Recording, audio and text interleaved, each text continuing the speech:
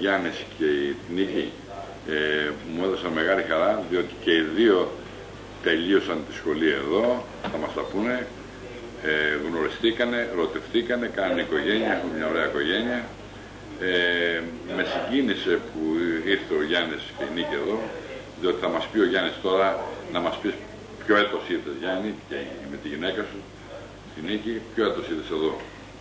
Ήρθαμε το 1976 στη μονοετή σχολή τότε λογιστών προγραμματιστών, στην οποία αποφοίτησα, και μάλιστα η σχολή ήταν αφορμή να γνωριστώ και με την σημερινή γυναίκα μου.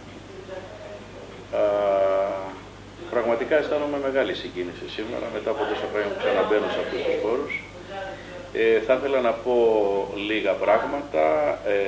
Τελειώνοντας τη σχολή, πήγα στρατιωτικό και αμέσως ξεκίνησα μία δική μου τουριστική μονάδα στη Σύφνο, από όπου είναι εκεί η καταγωγή μου, με επιπλωμένα διαμερίσματα. Πρόσφατα συνταξιοδοτήθηκε και η γυναίκα μου, η οποία θα με βοηθήσει και εκείνη πλέον στον αγώνα αυτό που κάνω στην επιχείρησή μου. Να μας πει και η Νίκη τώρα, εσύ τελείωσες εδώ και εργάστηκες από ό,τι μου είπε ο Γιάννης στην Εθνική Τράπεζα. Εκεί τι έκανες? Δουλεύω στο συνάλλαγμα, έλεγχο συναλλάγματος. Στο συνάλλαγμα. Και πήρε σύνταξη. Είσαι η δεύτερη που μου ήρθε προχθές, μου ήρθε άλλος συνταξιούχος που πήρε σύνταξη και πήρε φάπαξ 23 εκατομμύρια και 500.000 σύνταξη, και τώρα τόσο νεότατη και ο Γενικός Διευθυντής ακόμα εργάζεται. Τι έχει να πεις κοπέλες εσύ και εσύ, Γιάννη, που ήρθαν εδώ, τι να προσέχουν? Αυτά που σας έλεγα, τα είδατε μπροστά σας? Εντάξει, βέβαια. Κάθε παιδί έχει τις ανησυχίες του, έχει τις δικές του σκέψεις για το μέλλον κτλ.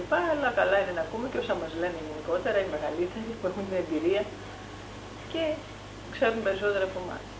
Εσύ, Γιάννη, τι έχεις να πεις? Εγώ θέλω να πω το εξής, ότι τουλάχιστον οι σημερινοί νέοι πιστεύω ότι έχουν πολλές εναλλακτικές λύσεις σήμερα με τις σχολές που έχουν γίνει. Ενώ την τότε εποχή τη δική μας, όσοι δεν μπορέσαμε να περάσουμε τη μεγάλη πόρτα των πανεπιστημίων, ήταν μια πολύ καλή ευκαιρία οι σχολές αυτές, που πιστεύω ότι έχουν δραστηριοποιηθεί και σήμερα προσφέρουν μέγιστο έργο.